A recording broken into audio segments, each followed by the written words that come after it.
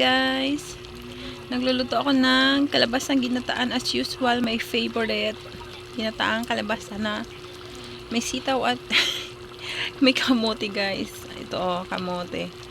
Laswa kasi dapat to siya eh. Yung sa Bisaya ba laswa or utan. Kaso walang tanglad kaya na bad trip ako, ginataan ko na lang. Tapos yung aking favorite na malunggay, hindi yan siya mawawala kasi favorite ko talaga yan. Diba? Astigan oh, ginataang kamote. Oh, ayan.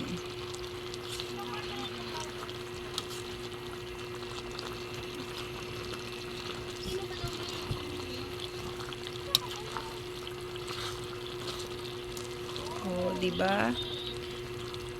Sarap yan guys. Healthy pa siya.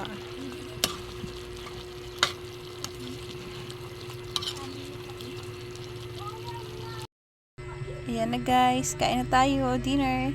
May natira pa nga ng bangus na inihaw kanina. Sunog. Mag-isa na naman ako kakain kasi sila nauna palagi. Tara, kain tayo.